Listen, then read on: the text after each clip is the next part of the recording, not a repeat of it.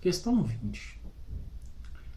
Dado é ao homem receber, sem ser por meio das investigações da ciência, comunicações de ordem mais elevadas acerca do que lhe escapa ao testemunho dos sentidos? Então, a pergunta é a seguinte: se por meio da ciência eu não posso, como nós vimos no vídeo anterior, nós não podemos ter total conhecimento, total entendimento de como surgiu as causas, como surgiu o planeta, da própria natureza das coisas, será que por meio da comunicação com certos espíritos nós vamos ter essas informações? Os espíritos respondem assim: sim. Se o julgar conveniente, Deus pode revelar o que a ciência não é dado aprender. Então, em muitos casos, a comunicação com os espíritos é permitida para que nos seja revelados alguns conhecimentos, alguns segredos, algumas coisas que ainda nós não conseguimos pelos simples sentidos ou pela natureza, pela ciência, perdão. Essa forma é possível. Tem um comentário de Allan Kardec. Por essas comunicações é que o homem adquire, dentro de certo limite, o conhecimento do seu passado e de seu futuro. Entendamos aqui como as comunicações mediúnicas. Espírito e matéria é o segundo subtítulo. Questão 21. A matéria existe desde toda a eternidade, como Deus, ou foi criada por ele em dado momento? Ou seja, a matéria ela existe desde sempre ou a matéria foi criada por Deus? Só Deus o sabe, é a resposta.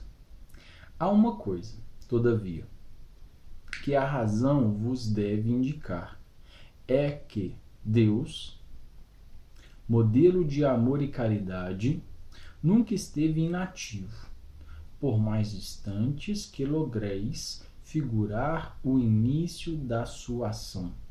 Podereis concebê-lo ocioso por um momento que seja? Nós sabemos que Deus, dentro do seu trabalho missionário, não fica na ociosidade. A ociosidade é nossa, a imperfeição nossa, né? Nossa, dos seres humanos, e não de Deus. Se a gente considerar que em algum momento Deus esteve ocioso, descansando, entre aspas, nós estamos dando uma qualidade imperfeita a um ser perfeito, né? Uma das nossas primeiras perguntas que trabalhamos era: se Deus era infinito e perfeito, né, nós não poderíamos encontrar nele alguma imperfeição humana. Na verdade, ele já é livre de todas essas imperfeições.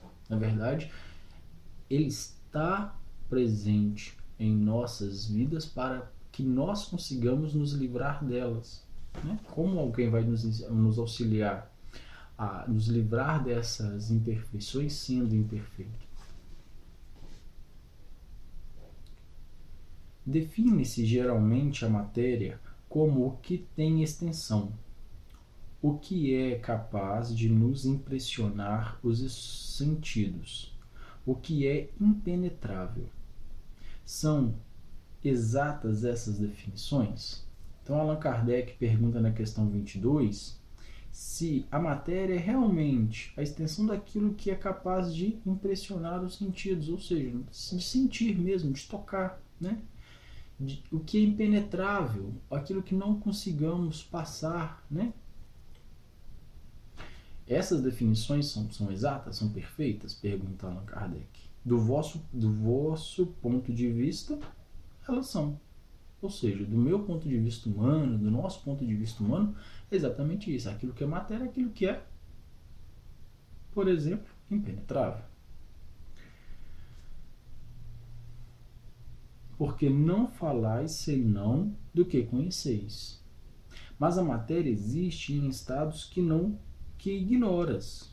Ou seja, daquilo que nós conhecemos, das matérias, das estruturas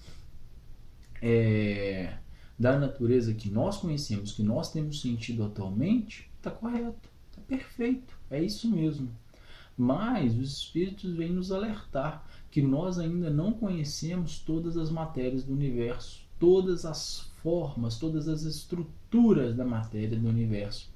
Portanto, não é uma definição completa, porque nós ainda ignoramos algumas coisas. Mas a matéria existe em estado que ignoras. Repetindo, pode ser, por exemplo, tão etérea e sutil que nenhuma impressão vos cause aos sentidos. Contudo, é sempre matéria. Para vós, porém, não seria. É o caso daqueles mundos mais evoluídos, onde o perispírito e o próprio corpo físico se torna mais estéril, sutil, suave, menos denso. Caso a gente se depare com esses mundos ou com essa matéria, para nós hoje, no sentido que nós temos nessa matéria tão pesada que nós estamos acostumados, seria algo imperceptível, simplesmente entraria no sentido da não existência, no hall das coisas inexistentes, que não existem. Aí essa pergunta 22, ela tem a letra A. Que definição podeis dar da matéria? Já que essa definição nossa não vale, Allan Kardec, na questão 22A, ele pergunta, então, como podemos entender a matéria?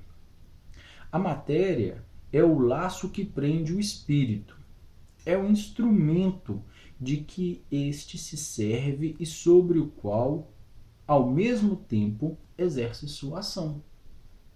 Então, a matéria, de uma maneira mais precisa, da definição dada pelo próprio espírito, é algo utilizado pelo espírito.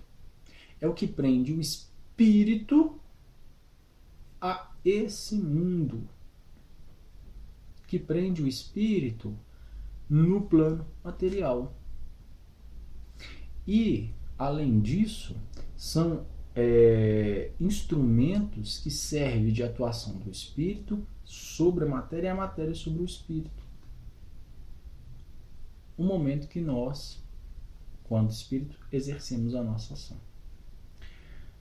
Tem um comentáriozinho. Deste ponto de vista, pode-se dizer que a matéria é o agente, o intermediário com o auxílio do qual é sobre o qual atua o espírito.